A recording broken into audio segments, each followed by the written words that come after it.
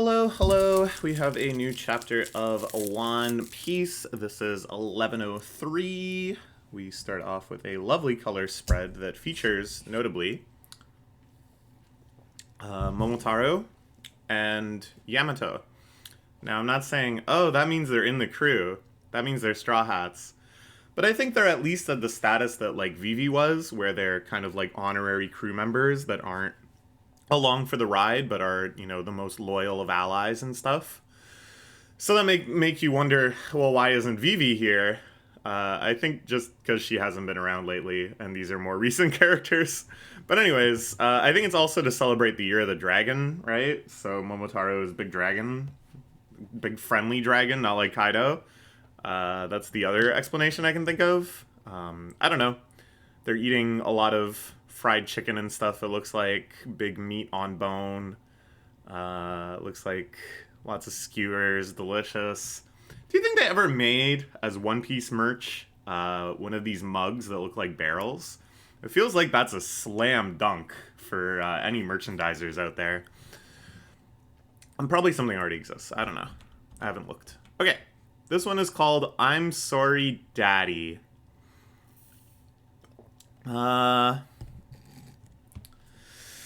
The Kuma flashback is at its end, but before we return to the present, we've got a little bit of a medium distance flashback to earlier in this arc where Bonnie was observing Kuma's memories. Now she has come out of the memory chamber, hugs Vegapunk. She understands now. He was an ally this whole time. He was just doing what he had to. Turning back into a little kid, just expressing her innermost regrets and that feeling of lost childhood. I mean, she literally lost her entire childhood because she's been pretending to be older ever since she was 10, I guess. Necklace is shaped like the sun. I'll treasure it forever. Shaped like the sun. Where is the sun iconography? Recurring all over the place. Where is it originating from? Nika, perhaps? 2 years ago, who could have imagined that boy turning into this? The son of Daddy's friend. Yeah, that's true. Given everything we know now, the fact that Bonnie and Luffy showed up at the same time, at the same place with Vegapunk, is pretty crazy, right? It's a coincidence beyond coincidences. It really does feel like fate.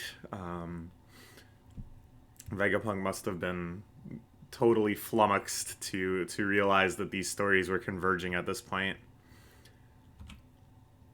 While you're in this room, a number of dangerous things have happened on Egghead. Jawhead Crew saved my life just minutes ago.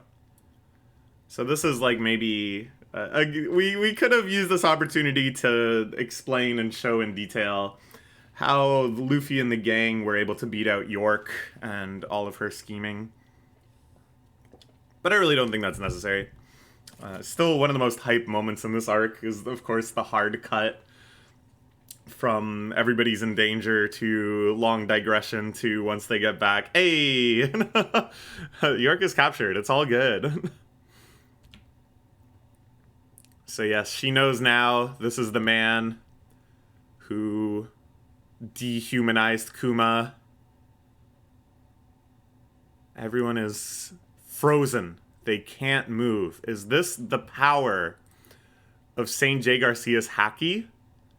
Maybe. We don't know. Everyone is just frozen in place.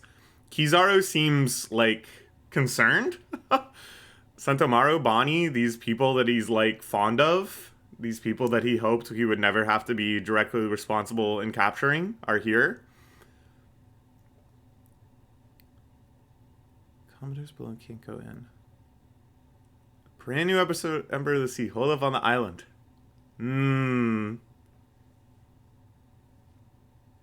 Bigger siege than at Ohara. Is Dr. Vegapunk gonna be alright? No.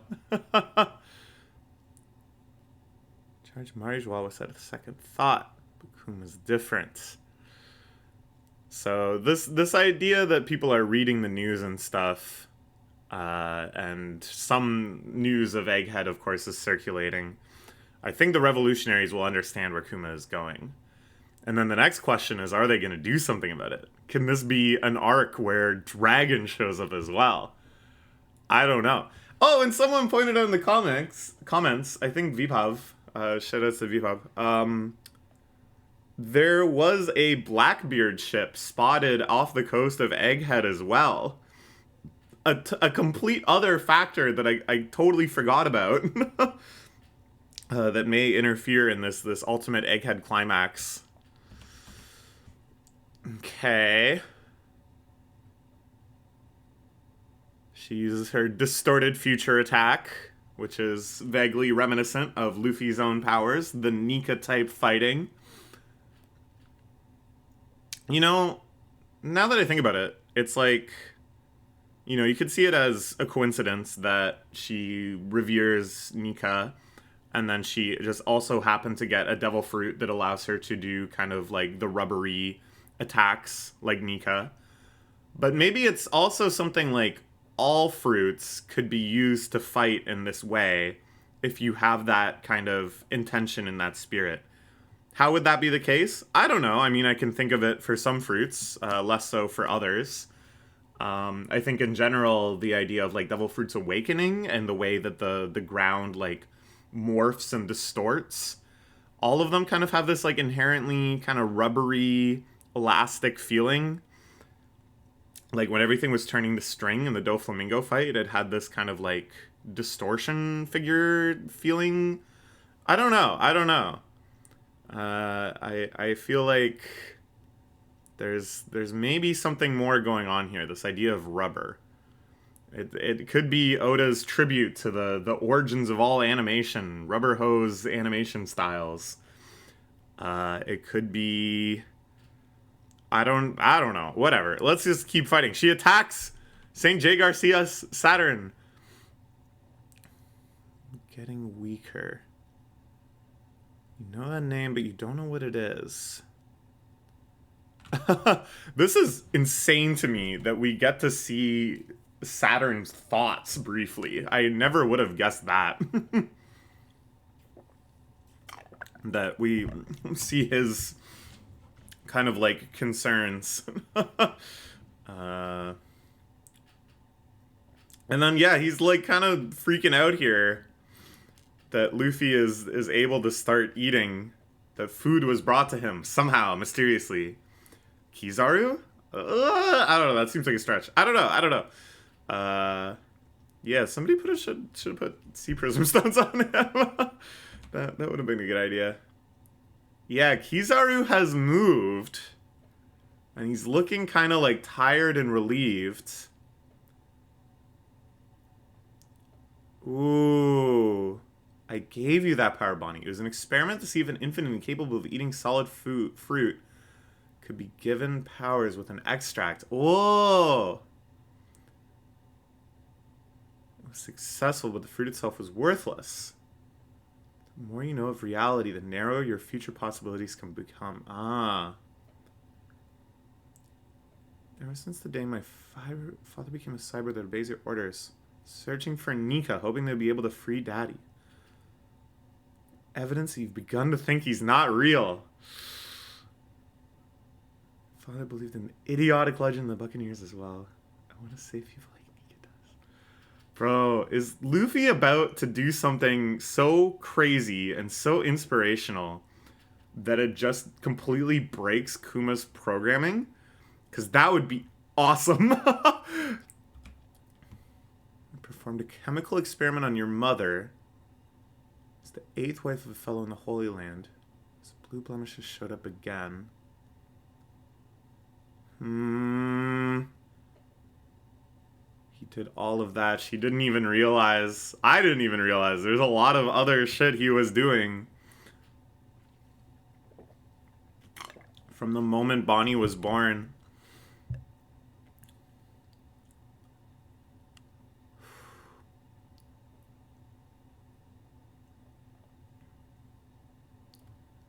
Oh man. Okay.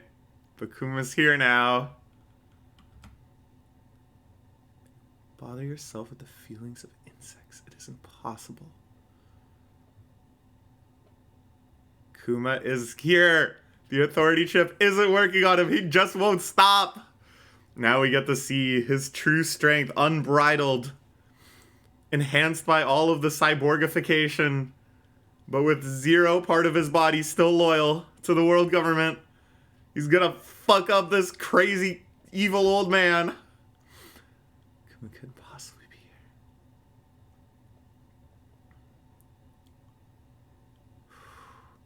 Come on, Bonnie. I know you're just 10 years old.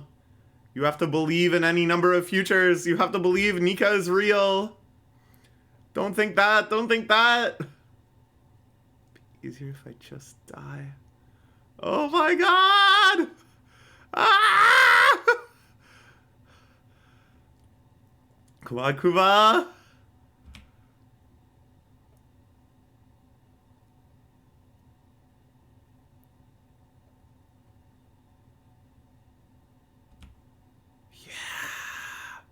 Yeah!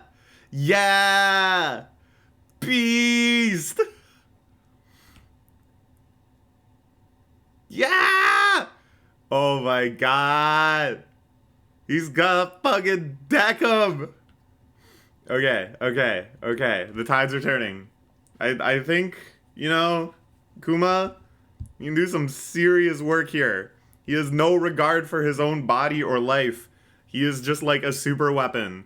They have enhanced him beyond any reasonable concerns that he would ever turncoat like this. But now he is on Team Pirates. Now he is on Team Fuck You, Demon Old Man. Plus, we got Luffy recovering. We got Gear 5 perhaps back on the table. We got Kizaru maybe being a little sympathetic. I don't know. Maybe Sentomaru will be freed as well. Crazy, crazy chapter. And who knows? Are revolutionaries on the way? Probably not. I don't know. It just seems excessive. So much crazy crap is happening this arc. Okay, great chapter. Great chapter. Oh my god, I was so happy when Kuma showed up. Ah! Okay, that's all for now. I'll see you next week. I have very little to say. It's this revelation, and you know that Saturn was behind everything. I'm not too surprised. It explains a couple strange things, like why did Bonnie suddenly get these powers, blah, blah, blah. Why did Bonnie mysteriously get this disease? I guess one question it really raises is, what was Saturn trying to achieve when he did the chemical experiment on Bonnie's mom? What was the goal where the failure state was that disease?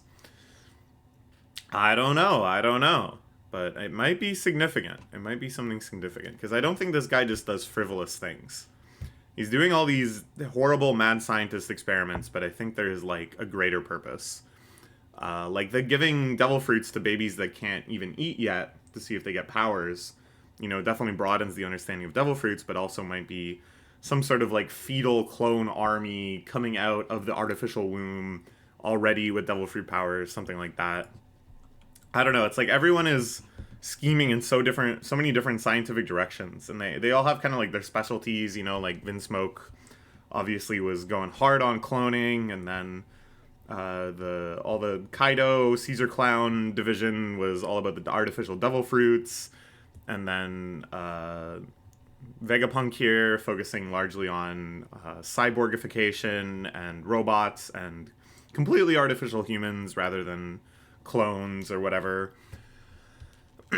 So yeah, it's kind of like, well, what is Saturn's specialty? What kind of stuff is he cooking in the world government labs that Vegapunk isn't even privy to? I don't know, but I think it's something. All right, let's see what happens next. Crazy stuff. See ya later.